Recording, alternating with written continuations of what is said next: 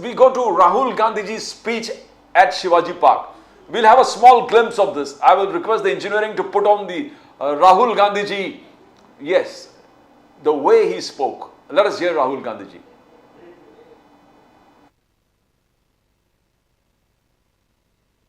और रो के कहते हैं, मेरी मां से रो के कहते हैं कि सोनिया जी मुझे शर्म आ रही है, मेरे में इन लोगों से, इस शक्ति से लड़ने की हिम्मत नहीं है, मैं जेल नहीं जाना चाहता हूं। और ये एक नहीं है, ऐसे हजारों लोग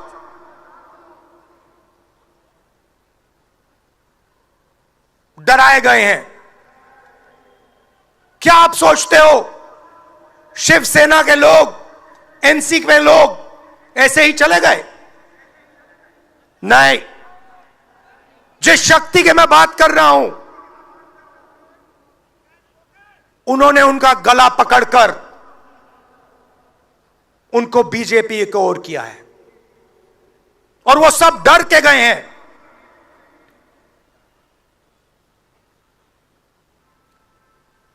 चार 4,000 किलोमीटर चला, उसके बाद 6,000 किलोमीटर मणिपुर से महाराष्ट्र, मुंबई, धारावी।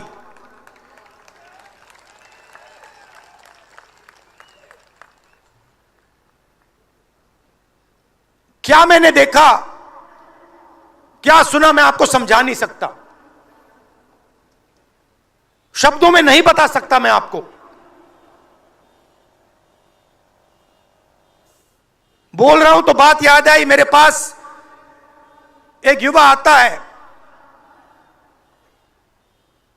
जीप पर कूदता है, सिक्योरिटी वाले उसको मारते हैं, दबाकर मारते हैं, तब भी वो आता है, हाथ पकड़ता है, आंख में आंसू, मुझे कहता है राहुल जी मैंने 3 साल हर रोज सुबह रनिंग की, पुलअप्स की, पुशअप की, दंड बैठक, सब कुछ मैंने किया।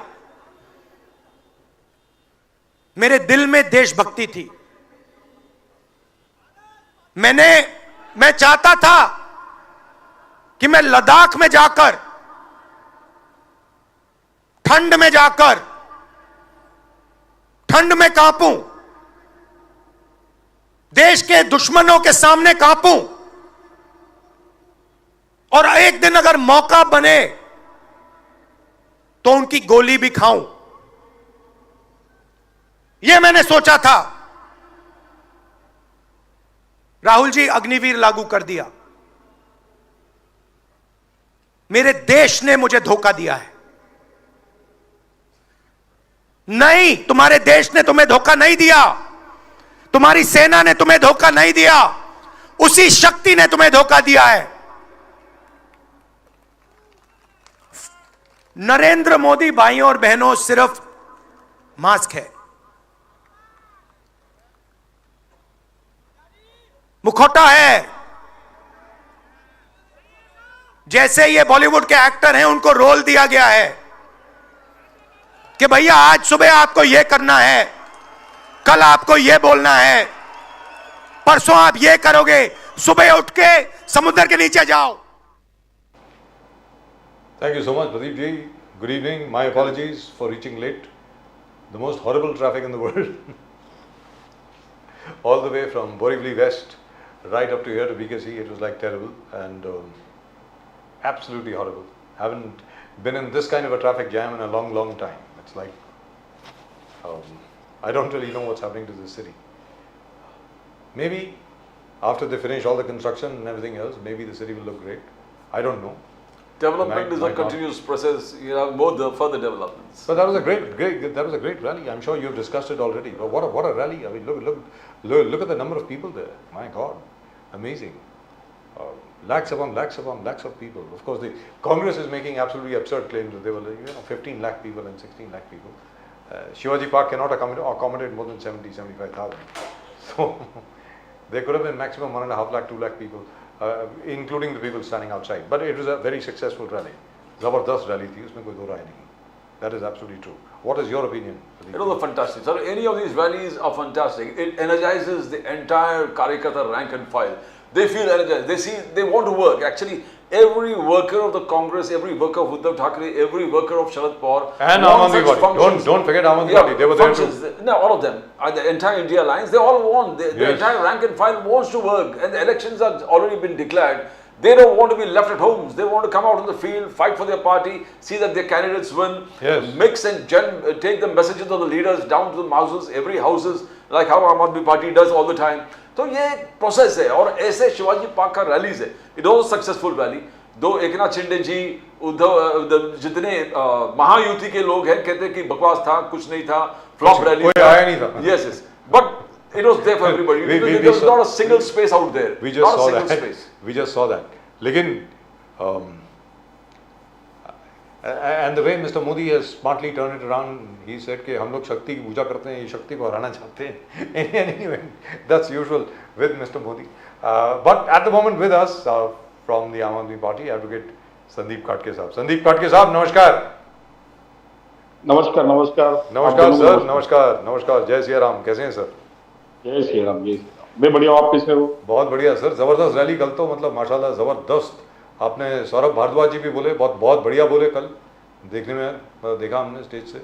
और यस मतलब आप थे या नहीं थे, मतलब मैंने आपकी तस्वीर नहीं देखी. मैंने रूबन मास्केरानोस की तस्वीर देखी, मैंने बागी सब की मैंने तस्वीर देखी, प्रीति शर्मा मेनन वगैरह वगैरह सब लोगों की देखी. आम आदमी पार्टी के जितने लोग थे वहाँ पे, सब अपनी आम आदमी की टोपी पहन करके वहाँ पे बड़े डिस्टिंग्विश दिख रहे थे वहाँ पे. तो आप थे सर वहाँ, वही उदय शिवाजी? हाँ, मैं था वहाँ पे. तो मैं ऐसा था कि जैसे बहुत सारे इंडिया गठबंधन के नेता थे जी जो आए थे, हयात में रुके थे, तो उसमें कुछ नेता वी कैन सी उदय, वो रहे आप. हाँ, दिख रहे हैं आप, दिख रहे हैं.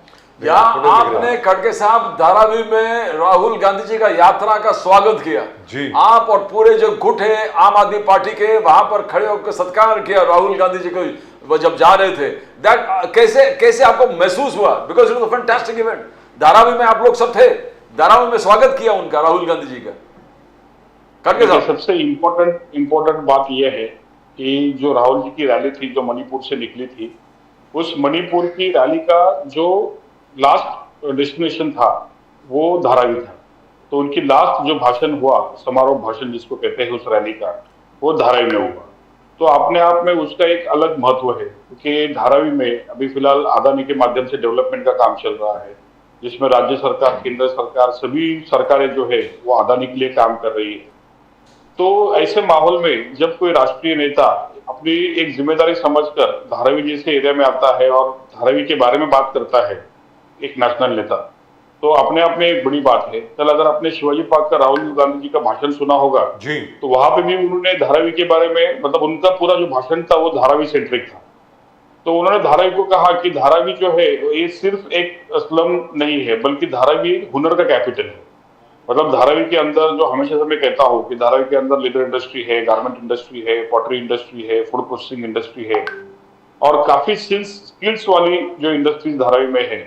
मतलब धारावी एक ऐसा जगह है जिसको आप चाइना के साथ में मैच कर सकते हो, क्योंकि काफी चीजें जो है जो चाइना में बनती है वैसी चीजें धारावी में बनती है, भले आप उसको कॉपी समझो या धारावी करो का स्किल समझो.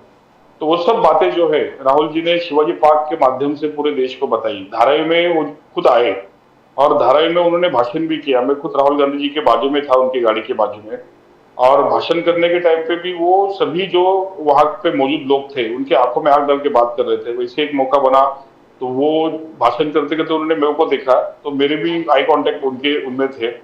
तो मोदी जी के ऊपर उन्होंने बोलने शुरू किया, तो फिर मैंने उनको कहा चंदा मामा. तो राहुल जी ने वो चंदा मामा वर्ड जो है उनके भाषण में लिया और मोदी जी को कहा कि हाँ, मोदी जी तो चंदा मामा है. तो इस प्रकार से इंटरेक्शन जो है राहुल गांधी जी के माध्यम से पब्लिक के साथ में हो रहा था, आई टू आई कांटेक्ट के साथ में हो रहा था. पूरे कॉन्फिडेंटली उन्होंने लोगों को अच्छा बूस्ट कर दिया, और मैं समझता हूँ कि इंडिया गठबंधन के लिए एक सक्सेसफुल रैली थी, जहाँ पे सभी पार्टियों के सभी नेता आए थे। वहां पे जो लालू प्रसाद के जो लड़के हैं उनका भी बहुत बढ़िया भाषण हुआ। जबरदस्त, तेजस्वी यादव जी का बहुत जबरदस्त भाषण। तेजस्वी यादव जी का भी बढ़िया भाषण हुआ। जी। तो मतलब एक राहुल जी वहां से मन से वही कह रहे थे कि ये कांग्रेस की रैली नहीं है, इंडिया गठबंधन की रैली। इंडिया मतलब पूरा सभी पार्टी आए और सब यहाँ की जनता आई। मोदी जी का भाषण होता तो मोदी जी के भाषण में सिर्फ मोदी जी अकेले ही बात करते हैं, लेकिन इंडिया मंच के माध्यम से सभी इंडिया गठबंधन के सभी नेताओं ने शिवाजी पार्क में कल भाषण किया। तो ये अपने आप में एक डेमोक्रेसी का बहुत बड़ा एग्जाम्पल है कि इंडिया गठबंधन में हर एक जन को बोलने का पूरा स्वतंत्र है। हर एक जन अपनी भूमिका स्पष्ट तरीके से मंच के माध्यम से बोल सकता है।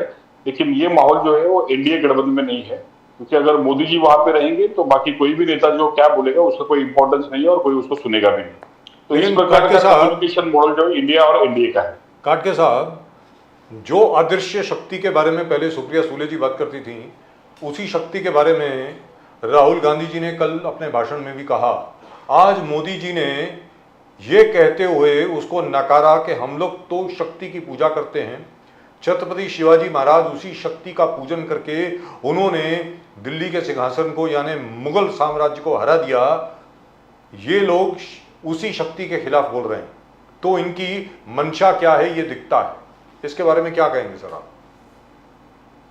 देखिए, ये मोदी जी का कहने का एंगल था, लेकिन ये एंगल जो राहुल गांधी जी ने कहा वो एकदम स्पष्ट था, क्योंकि मोदी के पीछे जो शक्ति है वो आरएसएस की है। वो एक धार्मिक जो संगठन है उसकी है, भले वो विश्व हिंदू परिषद रहने दो या उनके अलग और अन्य अन्य संगठन होने दो। तो मोदी जी जो है वो एक कलाकार है। तो राहुल जी ने भाषण में कहा कि उनको अगर कोई कह देगा, उनकी शक्ति अगर कह देगी पानी में कूद जाओ तो वो पानी में कूद जाएंगे। उनकी शक्ति कहेगी फाइटर प्लेन में बैठो तो फाइटर प्लेन में बैठ जाएंगे। तो मोदी सिर्फ एक कलाकार है और उनसे कला करवाने वाले कोई और लोग हैं। वो शक्ति जो है वो शक्ति के साथ में पूरे इंडिया गठबंधन का और सभी भारत की जनता का लड़ाई है। ये मोदी जी के साथ वाला लड़ाई नहीं है। मोदी जी के साथ में जो शक्ति जुड़ी है, जो धार्मिक तुष्टीकरण का काम करती है, जो एक्सप्लॉयटेशन करके उनके जो दोस्त है, कॉर्पोरेट्स है, उनको फायदा दिलवाती है, जो उनके चहेते लोग हैं उनको बड़े बड़े टेंडर दिलवाती है। तो उस शक्ति के बारे में राहुल जी कह रहे थे। लेकिन मोदी जी तो कलाकार है, तो उन्होंने अपनी कला से ये चीजों को अलग तरीके से जनता के सामने पेश किया है।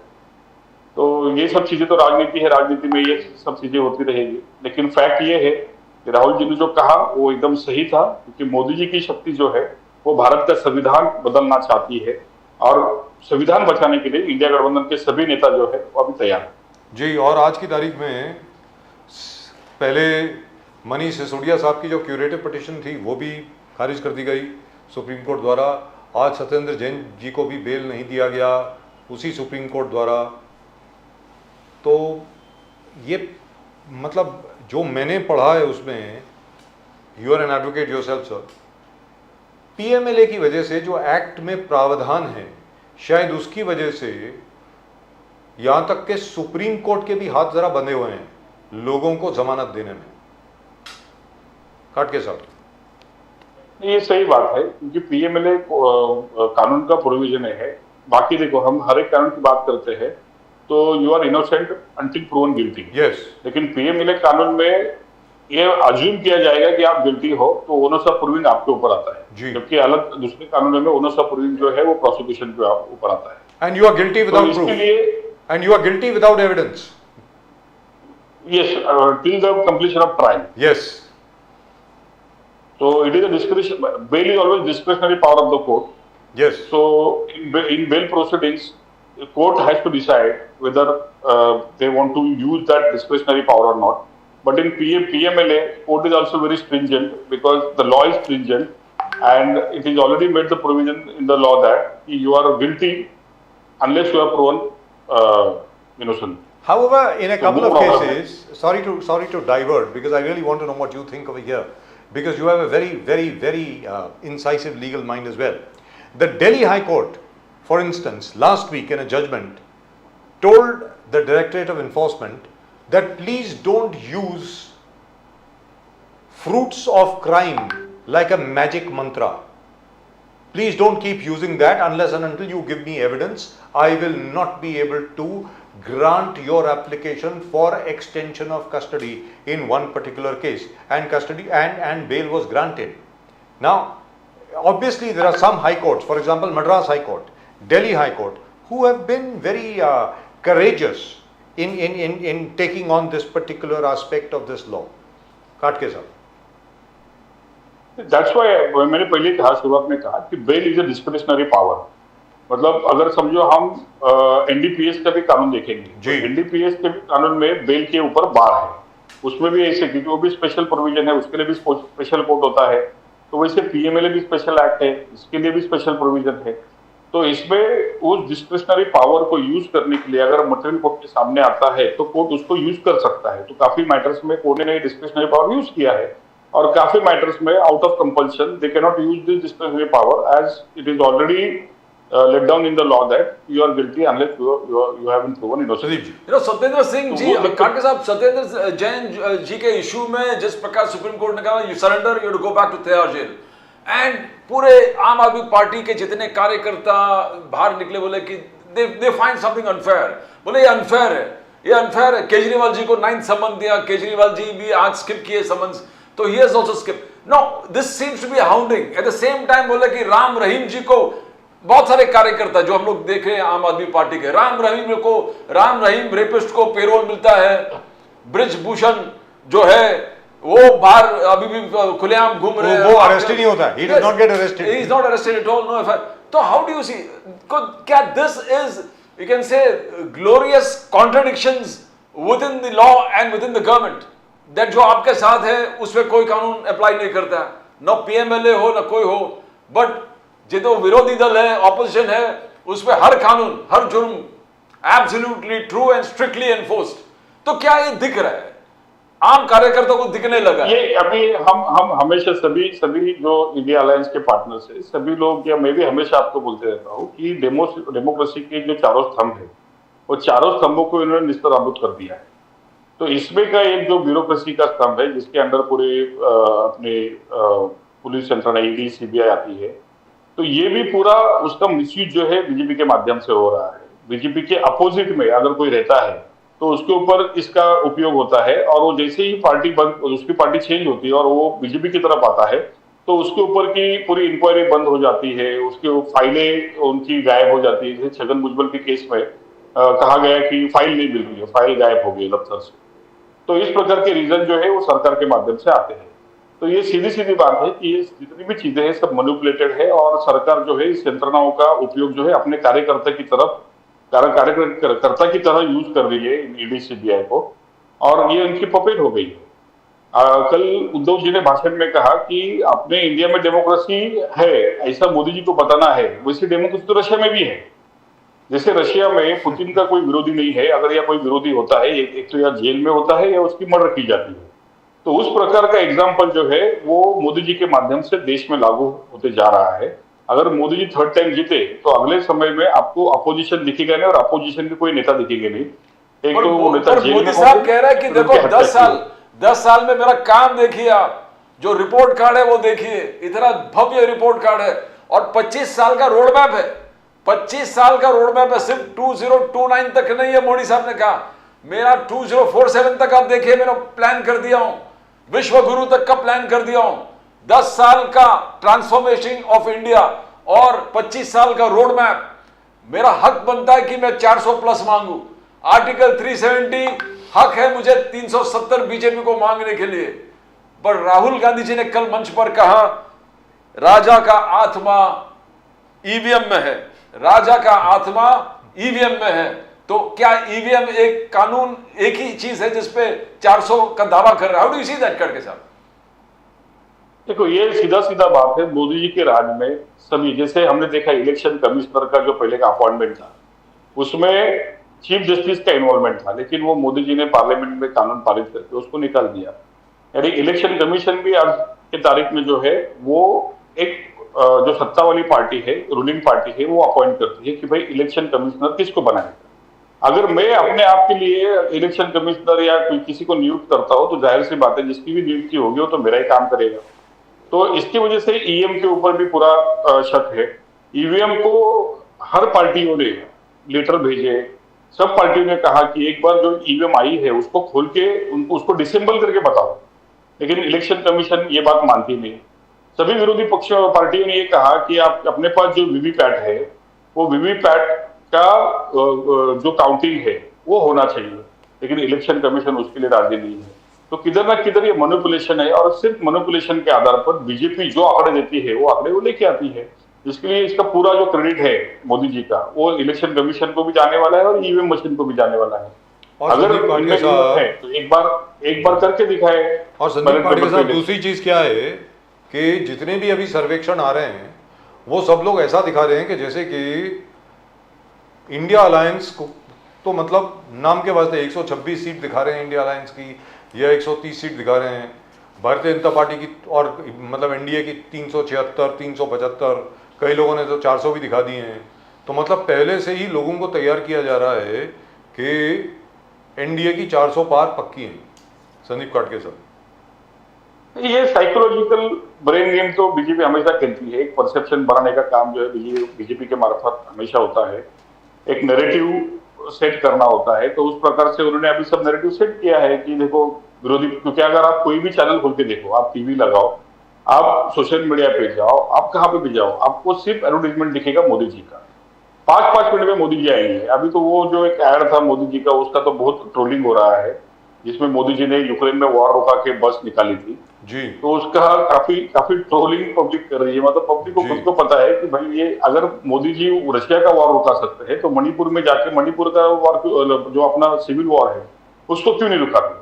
तो ये सब दिखाने वाली बातें हैं, दिखावे की बातें हैं, और वो दिखावे की बातों के लिए करोड़ों रुपए खर्च हो रहे हैं, करोड़ों रुपए मीडिया हाउसेस को मिल रहे हैं, और मीडिया हाउसेस भी पूरी जो खबरें हैं वो बीजेपी की और मोदी जी की बता रही है। अभी इलेक्ट्रल बॉन्ड में इतना बड़ा भ्रष्टाचार हुआ है, मुझे बताओ कौन सी नेशनल मीडिया है जो इस इलेक्शन के भ्रष्टाचार के ऊपर कह रही है कि भाई इसके ऊपर इंक्वायरी होनी चाहिए। असली ईडी सीबीआई की इंक्वायरी तो इसके ऊपर होनी चाहिए कि जो कंपनी का टर्नओवर ही समझो 20 करोड़ है और वो कंपनी 200 करोड़ का डोनेशन देती है, तो ये इन्वेस्टिगेशन होना चाहिए कि out of what context they have donated this. Maida engineering की बात सब जगह पे हो रही है। मैदा इंजीनियरिंग से 820 करोड़ का चंदा आता है और उनको 14,000 करोड़ का टेंडर मिलता है, और गडकरी जी कहते हैं कि भाई मैदा इंजीनियरिंग को कॉन्ट्रैक्ट देने की वजह से भारत का पैसा बचा। तो अगर भारत का पैसा बचता तो वही पैसा तो बीजेपी के पास जा रहा है इलेक्टोरल बॉन्ड के माध्यम से।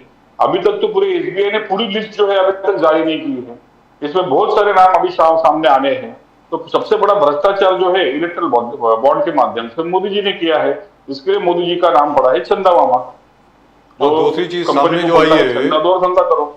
एक और चीज मैं आपके सामने रखना चाहता हूँ। हाल ही में एक काफी बड़ा चैनल है जिनकी बहुत बड़ी न्यूज मैगजीन है, मतलब मुझे नाम लेने में कोई आपत्ति नहीं है, आप अगर नाम लेना चाहें या ना लेना चाहें आपके ऊपर है। India Today is a very big channel, and India Today at one time used to be one of the most respected news magazines not only in India but in the world. जबरदस्त हुआ करती थी India Today as a news magazine. Then they came up with Headlines Today become India Today. वो आज तक के भी मालिक हैं। उनकी जो सीईओ हैं और शायद एमडी हैं, मैनेजिंग डायरेक्टर कल्लीपुरी जो हैं, अरुण पुरी साहब चेयरमैन हैं, उनकी बेटी ने कहा कि हम पर जो लांछन लगाया जाता है गोदी मीडिया का वो बिल्कुल गलत है। हम तो न्यूट्रल ऑब्जर्वर हैं साहब, हम क्या करें, ये बॉक्सिंग मैच की तरह है। It's like a boxing match, if one person is winning and the opponent is not even appearing in the ring, what can we do.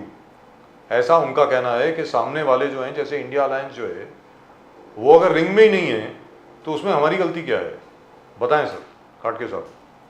India alliance ring में है नहीं है बात वो नहीं है, बात ये है कि आप खबरें सच बताते हैं। सबसे पहली बात तो हमको उधर से शुरू करनी चाहिए, क्योंकि अगर इनके न्यूज के ऊपर जो खबरें आती है वो सब खबरें किस माइंडसेट से है, वो खबरों के पीछे का उद्देश्य क्या है, और इनके चैनल को सबसे ज्यादा रेवेन्यू जो है वो किधर से आता है, और उस रेवेन्यू के माध्यम से वो इन रिटर्न इनको क्या दे रहे हैं, ये सब बातें है ना। तो सिर्फ कहने से कुछ नहीं होगा ना। अगर आप आज तक खोलोगे तो आज तक के सारे एंकर जो है वो मोदी जी को ग्लोरीफाई करने के पीछे लगे रहते हैं, जैसे कि उनको सैलरी जो है वो बीजेपी के दफ्तर से मिलती है। उस प्रकार का काम जो है पूरी मीडिया में चल रहा है, इसीलिए उनका नाम मोदी मीडिया रखा है। अभी आज आप जितने भी टीवी चैनल है सबकी बात करो, कोई भी टीवी चैनल जो है वो मोदी जी के अगेंस्ट में एक भी खबर दिखाता नहीं है, और सब मोदी जी को ग्लोरीफाई करने के पीछे लगे हैं।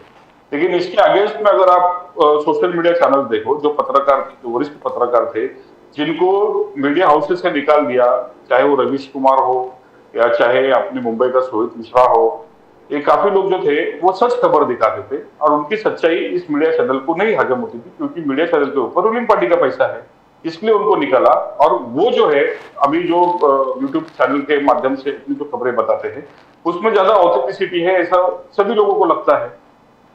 तो मीडिया, जो मेन स्ट्रीम मीडिया है, उसके ऊपर से लोगों का भरोसा जो है धीरे धीरे उठ रहा है। बाकी जो बीजेपी के भक्त है, उनकी एक बड़ी जमात है और वो सब उनको फॉलो करते हैं, उनके न्यूज। लेकिन एक चीज तो है साहब, सुप्रीम कोर्ट के 4 फैसले आए हैं अभी तक, 4 ऐसे फैसले आए हैं जिससे मुझे लगता है कि इंडिया अलायंस को अब यह विश्वास हो जाना चाहिए कि लोकतंत्र और जनतंत्र इसकी रक्षा करने के लिए सुप्रीम कोर्ट खड़ा है। सबसे पहला बिल्किस बानो का केस जो था, उसमें वो जितने भी रेपिस्ट छोड़े गए थे, रेपिस्ट और मर्डरर जितने भी छोड़े गए थे, उनको वापस जेल भेज दिया गया। दूसरा वो चंडीगढ़ का जो मसला था, चंडीगढ़ में जो हुआ है, क्या मेयर इलेक्शन, आम आदमी पार्टी का जो मेयर इलेक्शन वो चुराने की कोशिश की गई थी, वो दूसरा था। तीसरा ये इलेक्टोरल बॉन्ड वाला जो मैटर है, उसमें तो सुप्रीम कोर्ट पीछे लग गया साहब, वो तो छोड़ ही नहीं रहे। उन्होंने तो कहा कि नहीं साहब, पूरी इन्फॉर्मेशन दीजिए वरना। और यहाँ पर तो मैं ये मान करके चलता हूँ कि अगर ये स्टेट बैंक ऑफ इंडिया के चेयरमैन नहीं होते, कोई और होते, अगर कोई और एजेंसी होती, तो अभी तक तो वो जेल में होते। और चौथा, आज एक ऑर्डर आया है सुप्रीम कोर्ट का, ज़बरदस्त जजमेंट आई है। हिमाचल प्रदेश में स्पीकर साहब ने जो 6 कांग्रेस के एमएलए सस्पेंड किए थे, जिन्होंने क्रॉस वोटिंग करी राज्यसभा के चुनाव में, the supreme court has refused to interfere. Again you had very heavyweights like Mr. Harish Salve and others arguing for the BJP and against the speaker's decision. They wanted a stay, कि भाई stay दे दीजिए ताकि the government should come in a minority. The Supreme Court has refused. तो मतलब हिमाचल प्रदेश की जो कांग्रेस की सुक्खू साहब की जो सरकार है वो बच गई है। उन्होंने कहा कि भाई स्पीकर की पावर्स में हम लोग इंटरफियर नहीं करेंगे। तो 4 ऐसे फैसले आए हैं जिससे तो ये लगता है कि उच्चतम न्यायालय जो है हमारे लोकतंत्र का सबसे बड़ा रक्षक इस वक्त है। काटके साहब, आप क्या कहेंगे इसके बारे में? तो ऐसे निर्णय जो है वही तो सुप्रीम कोर्ट की जो ट्रस्टवर्थीनेस है उसको लोगों के दिलों में कायम रखते हैं। तो ये सभी निर्णय का तो स्वागत तो होना ही चाहिए। लेकिन कुछ कुछ मामले ऐसे हैं जिस मामलों में डायरेक्टली सीधा बीजेपी इन्वॉल्व है, या फिर जैसे कि ईडी और सीबीआई के मामले हैं जो अलग अपोजिट पार्टी के ऊपर की जाते हैं। तो उसमें थोड़ा, जहां तक डिस्क्रिशनरी पावर का है, देखो जुडिशियल पावर अलग चीज है और डिस्क्रिशनरी पावर अलग चीज है। तो जहां जहां पे ऐसे डिस्क्रिशनरी पावर यूज करने होते हैं, वहां पे कहीं पे ऐसा लोगों को लगता है, सभी अपोजिशन पार्टी को लगता है कि इसमें फायदा जो है किसी एक पर्टिकुलर दल को पहुंचाने के लिए या फिर सरकार के खिलाफ पे होने के लिए ऐसा हुआ है। तो ये लोगों का एक माइंडसेट बनता है डिस्क्रिशनरी पावर्स में। लेकिन अगर हम जनरल टर्म्स में देखेंगे तो सुप्रीम कोर्ट के ऊपर आज भी लोगों का भरोसा है, और सुप्रीम कोर्ट एक ही चीज है कि वो अपने संविधान को बचाने के लिए पूरा काम करेगी। लेकिन आने वाले समय में अगर बीजेपी फुल मेजोरिटी में आती है और वो अलग कानून बनाती है, तो वो कानून का भी पालन करना जो है वो सुप्रीम कोर्ट का काम होगा। आज सुप्रीम कोर्ट चल रहा है भारत की राज्य घटना के ऊपर। कल अगर वो राज्य घटना के ऊपर ही बीजेपी ने हमला करके राज्य घटना चेंज की, तो सुप्रीम कोर्ट के पावर्स भी जो है वो भी पावर्स हमको फिर नहीं दिखेंगे। तो मैं समझता हूँ कि पार्लियामेंट जो है, पार्लियामेंट कानून बनाती है और सुप्रीम कोर्ट जो है वो कानून को प्रिजर्व करने का काम करती है। तो बीजेपी ने अगर कल जाके मेजोरिटी में आकर गलत कानून बनाए, संविधान के खिलाफ अगर कुछ किया, तो सुप्रीम कोर्ट भी हकबल हो जाएगा। लेकिन आज संविधान अपना पावर में है और संविधान के माध्यम से सभी को अपनी अपनी ड्यूटी करने के लिए थोड़ा बहुत स्वतंत्र मिला है, और सुप्रीम कोर्ट जो अच्छी तरह से काम कर रहा है, ये कहने में मुझे कोई हर्ज नहीं। जबरदस्त। एक और दारादीप जी, वन स्मॉल क्वेश्चन। दूसरी चीज जो यही जिस मीडिया की आप बात कर रहे हैं, मेन स्ट्रीम मीडिया जो है, corporate main stream media, they consist of very reputed big journalist, all of them very big names. सब लोग सबसे पहले यही सवाल पूछते हैं कि देखिए, राहुल गांधी की रैली तो हुई, इंडिया अलायंस की, इंडिया अलायंस जान करके इंडिया अलायंस बोलते हैं, इंडिया अलायंस नहीं बोलते। वो कहते हैं कि अखिलेश यादव जी नहीं आए, अरविंद केजरीवाल जी नहीं आए, तो ये कौन सी क्या रैली है ये? मतलब इंडिया अलायंस तो खत्म है ना, इसका मतलब? काट के साथ बताएं। देखिए, ये रैली जो थी ये इंडिया अलायंस की रैली नहीं थी। ये रैली जो थी राहुल गांधी जी की न्याय यात्रा का समारोह प्रोग्राम था। समापन और उस समारोह, न्याय यात्रा जी। के सब हाँ, समापन था, जी, मतलब जी। एंडिंग था उसका। और उसके लिए सबको इनवाइट किया गया था और उसके लिए सब लोग आए थे। तो ये क्या इंडिया गठबंधन की रैली नहीं थी, ना ही इंडिया बैनर के नीचे ये हो रहा था, ये कांग्रेस के बैनर पे हो रहा था। वहां पे पूरा ऑर्गेनाइजिंग टीम कांग्रेस का था, ना इंडिया गठबंधन का कोई टीम ऑर्गेनाइजिंग में नहीं था। और कांग्रेस के लोगों ने ये पूरी रैली ऑर्गेनाइज की थी। पूरा सबको पासेस देना, सबको इनवाइट करना, ये पूरा काम, यानी मुझे भी, हमको भी जो पासेस दिए, भले वो स्टेज के हो या स्टेज के वीवीआईपी पासेस हो, वीआईपी पासेस हो, वो सभी पासेस जो है वो कांग्रेस के नाम पे ही सबको मिले हैं। तो ये रैली कांग्रेस की थी और राहुल गांधी की न्याय यात्रा का ये आखिरी दौर था, तो उस हिसाब से सभी लोग वहां पे आए थे। तो सबसे पहले बात, इंडी गठबंधन की रैली थी ऐसे जो मोदी जी बोलते हैं, सरासर गलत इन्फॉर्मेशन है। ये न्याय यात्रा का आखिरी पड़ाव था और न्याय यात्रा कल उन्होंने वहां पर शिवाजी पार्क में अपने भाषण के दौरान समाप्त। काटके साहब, धारावी में अडानी का सर्वे चालू हो गया। राहुल गांधी जी ने मंच पर भी इस चीज को बोला था कि देखो, उन्होंने चिंता जताई था कि धारावी में जिस प्रकार से रिडेवलपमेंट हो रहा है, every top leader to opposition में टॉक्स अबाउट इट। आप लोग ने आंदोलन किया, अब सर्वे चालू हो गया, तो वेयर आर वी गोइंग, कहां जा रहा है? क्या इंडिया अलायंस में ये प्रोजेक्ट से लेकर को लेकर कोई टोटल एग्रीमेंट है कि नहीं, कि विरोध होना? Because Congress is totally opposed, you are opposing it.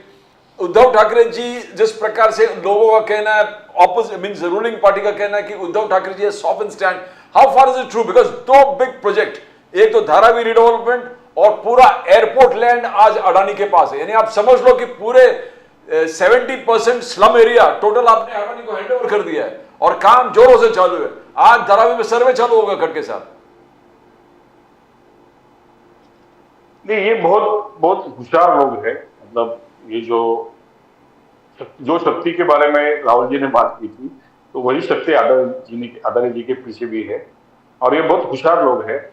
इन्होंने सर्वे ऐसी जगह से किया है जो मतलब सर्वे की शुरुआत एक कमला रमन नगर नाम का एक झोपड़पट्टी है जो माटुंगा रोड स्टेशन के सामने आती है टुवर्ड्स दादर, जो धारावी में नहीं आती है। वो ना धारावी असेंबली में आती है, ना पिन कोड में धारावी में आती है, ना धारावी नोटिफाइड एरिया के अंदर आती है। ये एक अलग से झोपड़पट्टी थी जो रेलवे को खाली करनी थी। रेलवे ने उनको नोटिस दी, वो नोटिस के अगेंस्ट उनकी पत्र हुई, सब अपात्र हुए और सबको तोड़ने का ऑर्डर जो रेलवे ने निकाला था। लेकिन अभी एमपी का इलेक्शन है, तो एमपी के इलेक्शन के माध्यम से वोटर्स को विस्थापित नहीं किया जा सकता क्योंकि अलग मैसेज जाएगा। तो बहुत टैक्टिकली वो स्लम को धारावी पुनर्विकास प्रकल्प का हिस्सा बनाया गया। धारावी में जबकि 5 सेक्टर है, अभी वहां पे सेक्टर 6 बोल के जो वहां पे जो झोपड़ों का जो सर्वे हो रहा है, वहां पे S6 ऐसा नाम डाला जा रहा है, यानी उसको मैं सेक्टर 6 ऐसे समझूंगा।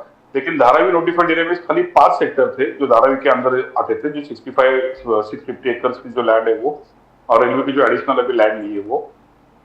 तो वो जो सर्वे का हिस्सा है वो धारावी में आता ही नहीं है। ये लोगों को गुमराह करने के लिए, क्योंकि वहां के लोगों को पहले भयभीत किया गया है कि तुमको वहां से विस्थापित किया जाएगा। तो वहां पे लोकल पॉलिटिशियंस ने बोला होगा कि आप सर्वे में हिस्सा लो, आपको धारावी पुनर्वसन प्रकल्प के अंदर हम घर दिलाएंगे करके। तो इसके लिए उन लोगों ने वहां पर उस सर्वे का स्वागत किया, वो सर्वे के लिए सपोर्ट कर रहे थे। लेकिन ये सर्वे धारावी का नहीं, धारावी के बाहर का सर्वे इन्होंने शुरू किया है। अभी धारावी में सर्वे के लिए उनको विरोध होने वाला है और यहाँ के लोगों की यही मांग है, हमारी सबकी यही मांग है कि आप सर्वे करो और सर्वे के मुताबिक जो भी सर्वे में आज आपको स्ट्रक्चर दिखते हैं वो सभी स्ट्रक्चर को पात्र करके धारावी में कर दो। तो ये धारावी बचाव नहीं, आज जो सर्वे किया क्या वो धारावी का प्रोजेक्ट में इंक्लूडेड नहीं है? आप कह रहे हैं कि धारावी के बाहर का सर्वे हो गया, तो क्या ये कुछ इंडिकेशन है कि धारावी का बाहर का जगह भी धारावी में इंक्लूड करने वाले? मैं वही बोला, धीरे धीरे अदानी जी के लिए पूरा सभी एरिया जो है धीरे धीरे कैप्चर हो रहा है। जैसे कि धारावी के नाम पे उनको इतना बड़ा टीडीआर दिया गया, धारावी के नाम पे मुलुंड में डंपिंग ग्राउंड का उनको 45 एकड़ का लैंड दिया गया, फिर ऑक्ट्रॉय का 16 एकड़ का लैंड दिया गया, फिर यहाँ एक 3-4 सॉल्ट पैन थे उसका दिया गया। अभी कल मैं कुछ एक पेपर पढ़ रहा था तो उस पेपर में मुझे कुछ चीजें दिखी, वडाला सॉल्ट पैन की जगह जो है वो भी डीआरपी के लिए मांगने वाले हैं। तो ये रेलवे की जमीन है, रेलवे की जमीन पे झोपड़े हैं, तो चलो वो झोपड़ों को शिफ्टिंग करके वो भी जमीन ले ली जाए प्रोजेक्ट में और उसका भी बेनिफिट लिया जाए। तो उसी उद्देश्य से उधर का सर्वे हो रहा है, लेकिन वो सर्वे में सभी लोग अपात्र होने वाले हैं, किसी को घर मिलने वाला नहीं है। हमारी यही मांग है कि भाई जो सर्वे कर रहे हो, आज अगर आपको सर्वे में घर दिखता है, वहां पर परिवार दिखता है, अगर वो वोटिंग डाल रहा है, उसके पास घर पे लाइट है, बिजली है, कोई भी यूटिलिटी का कनेक्शन है, भले वो गैस है, तो उसको पात्र करो, उसका परिवार वहां पे रहता है, उसको धारावी में कर दो। अगर उतनी चीज अगर पारित होती है तो मुझे नहीं लगता कि धारावी बचाओ आंदोलन के लोग उसको विरोध करेंगे या धारावी बचाने के लिए हमको आंदोलन करने पड़ेंगे। लेकिन ये छोटी सी चीज जो है वो सरकार नहीं मान रही है और सिर्फ अदानी को फायदा पहुंचाने के लिए वो धारावी के सभी लोगों को धारावी के बाहर भगाने का प्लान में है। इसका प्रभाव कुछ पड़ेगा सर चुनाव पे? इसका प्रभाव चुनाव पे पड़ने वाला है, क्योंकि धारावी के लोगों को अभी तक पूरी जो इसकी प्रक्रिया है इसके बारे में उधर के लोग अवेयर नहीं है, क्योंकि धारावी की 80% जनता जो है वो रोज कमा के खाती है और उनको ये सब चीजों के बारे में इतना अभी तक सीरियसनेस आया नहीं। लेकिन जैसे ही सर्वे के लोग अंदर घुसेंगे और उनको पता चलेगा कि 1 जनवरी 2000 के पहले के लोगों को घर मिलने वाला और बाकी लोगों को धारावी के बाहर फेंका जाएगा, तो धारावी में बहुत बड़ा उद्रेक होगा और बहुत बड़ा वहां पे जोश हो जाएगा। जबरदस्त। Pradeep ji? No, that's That's it. fantastic. He's been continuously fighting with Dharavi is concerned, तो बहुत अच्छा इन्फॉर्मेशन दे दिया धारावी के बारे में। और वी होप दैट काटके साहब आप ऐसे लगातार उन लोगों को संघर्ष करते रहे और कुछ ना I hope everybody gets justice. That's all that आप I'm लोग जिसके concerned with. साथ रहेगा तो हमेशा ही संघर्ष जारी रहेगा। और जहां तक आपके संघर्ष का प्रश्न है, हम लोग आपके साथ खड़े हैं साहब, इसके लिए कि हर एक को इंसाफ मिले। हम ये नहीं कह रहे कि डेवलपमेंट ना हो, डेवलपमेंट जरूर होनी चाहिए, विकास होना चाहिए। Let Dharavi become like the new business district. हम लोग भी कोई डेवलपमेंट के विरोध में नहीं, हमको भी डेवलपमेंट चाहिए, लेकिन हम ये सोचते हैं कि डेवलपमेंट में धारावी के हर एक इंसान को न्याय मिलना चाहिए। और वहां पर जो लोग काटके साहब चिंता का विषय यही है कि एयरपोर्ट लैंड अडानी के पास है, यानी अंधेरी से लेके विले पार्ले, सेंटा क्रूज, पूरे कलीना, कुर्ला, साकिना का ये पूरे बेल्ट, ये पूरे बेल्ट अडानी को, ये एक सेल्ट होगा और पूरे दूसरे स्लम और पूरे धारावी पूरे उनको दे दिए। अब मुलुंड जो कह रहे हैं कि डंपिंग कर वो भी दे दिए और टोल तो अभी कोई स्लम बचा ही नहीं है लगता है जो so which means काटके साहब Mumbai will be owned by Mr. Adani, कहने का मतलब ये हुआ। यस, आज अगर मुंबई के मालिक होंगे। पूरे मुंबई में 3 करोड़ 20 लाख स्क्वायर फीट का कंस्ट्रक्शन का काम चालू है, लेकिन सिर्फ धारावी अकेले के माध्यम से 10 करोड़ स्क्वायर फीट का पैसा जनरेट होने वाला है। उसमें से 6 करोड़ स्क्वायर फीट अदानी जी को मिलने वाला है, यानी डबल ऑफ द मुंबई का पूरा जो एफएसआई जो है वो अदानी जी को मिलने वाला है सिर्फ धारावी के नाम पे। और बाकी के और भी बहुत सारे प्रोजेक्ट जैसे रिक्लामेशन का प्रोजेक्ट जो है वो अदानी जी को जा रहा है। तो मुंबई का नाम ही बदल देते हैं पूरी गई है। तो मुंबई का नाम बदलते हैं, अडानी नगर रख देते हैं, ऐसी क्या बात है उसमें? क्या कोई नई बात क्या है उसमें? मतलब कर ही दीजिए, सबका फायदा होगा उसमें।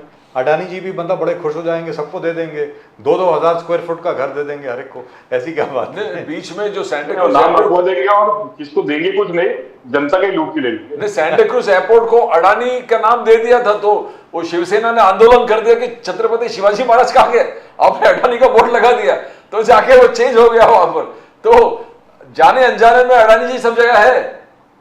जाने अनजाने नहीं, बिल्कुल जाने में मेरा सिर्फ ये कहना है कि मैं छोटी सी एक बात पूछता हूँ चलते चलते आपसे, संदीप काटके साहब।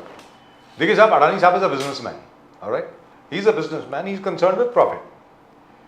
The government works on the principle of welfare for the people.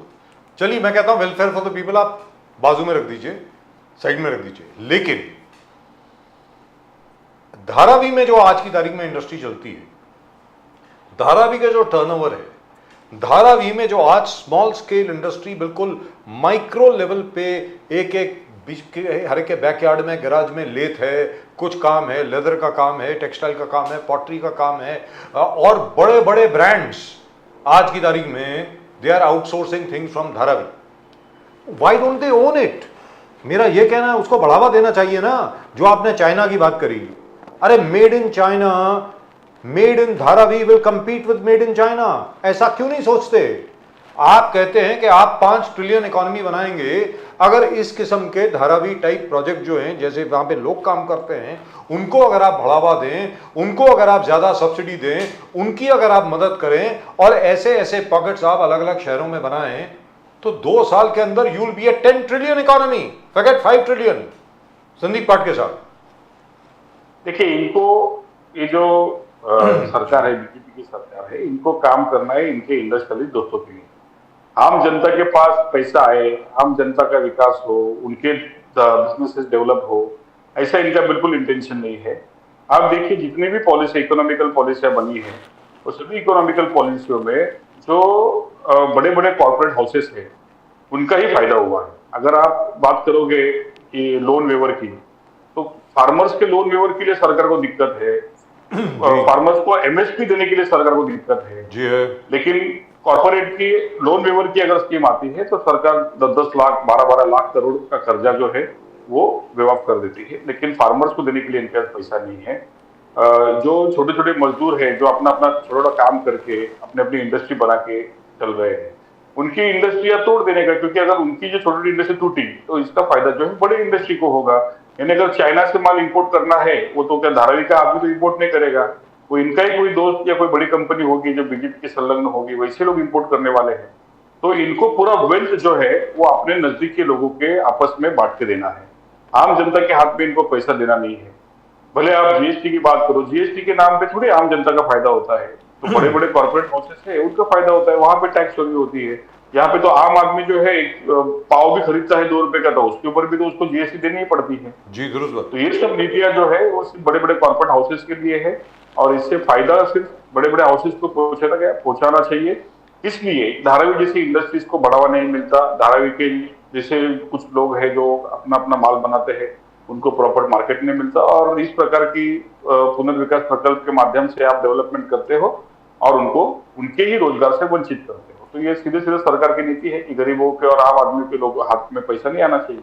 चलिए इसके ऊपर और बात करेंगे सर संदीप पाटके साहब कि आखिरकार धारावी को एक इंडस्ट्रियल जोन का, एमएसएमई इंडस्ट्रियल जोन का एक स्टेटस क्यों नहीं दे देते?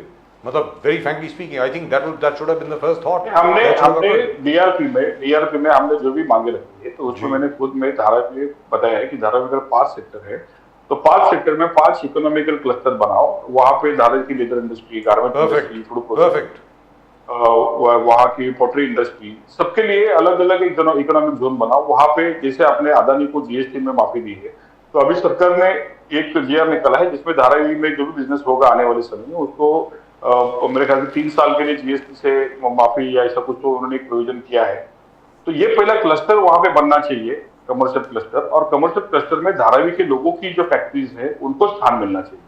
ये तो ये कि सेम कंपोनेंट के माध्यम से क्लस्टर बनाते हैं और बाहर की बड़ी बड़ी कंपनी को बेच देते हैं, तो रोजगार जो है धारावी के लोगों को मिलने वाला नहीं है। और धारावी की जो फैक्ट्री अभी चल रही है वो धारावी जैसे इंफ्रास्ट्रक्चर देखने के लिए फिर वो गोवंडी जाएगी, वो भिवंडी जाएगी, और वहां पे अपना अपना इंफ्रास्ट्रक्चर जैसे धारावी में चल रहा है वैसा तैयार करेगी और वहां पे अपना काम करेगी।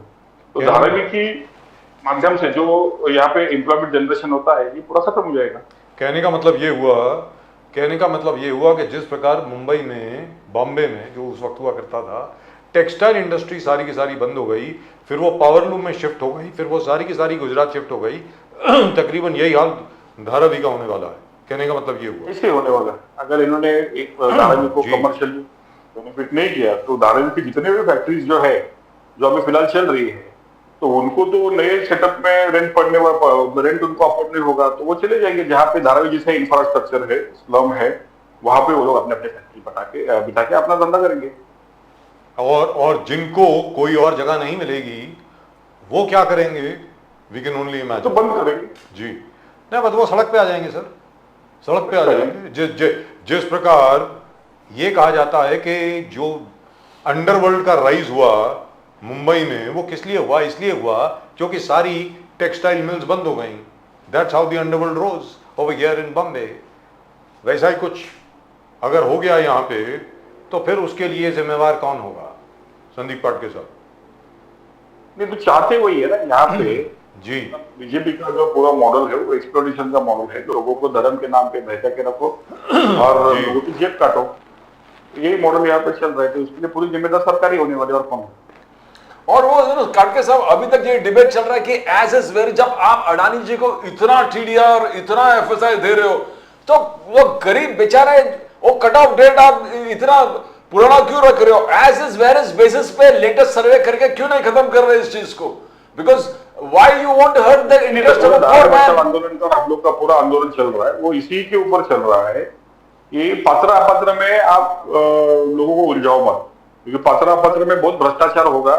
यहाँ पे बीजेपी के दलाल हो, अदानी के दलाल हो या सरकार के दलाल हो, और सरकारी अधिकारियों के, वो लोगों के पास जाएंगे, उनको बोलेंगे 2 लाख दो, 5 लाख दो, हम उनको पात्र करेंगे, उनके ड्यूटी के पेपर बनाएंगे और उनको पात्र करके देंगे। तो ये बहुत बड़ा भ्रष्टाचार और बहुत बड़ा रैकेट चलने वाला है धारावी में।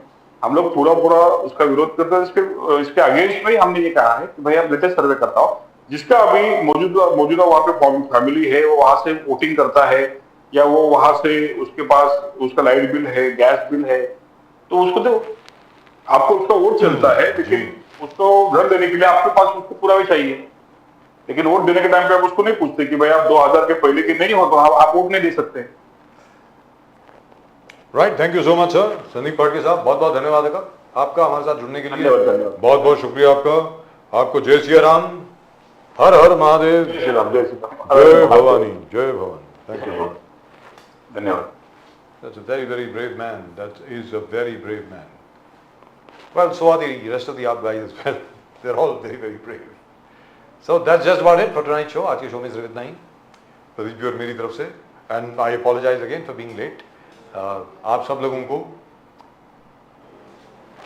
जय हिंद, जय महाराष्ट्र, जय भवानी, जय शिवाजी, वंदे मातरम, वंदे मातरम, जय सिया राम, हर हर महादेव। हर हर महादेव।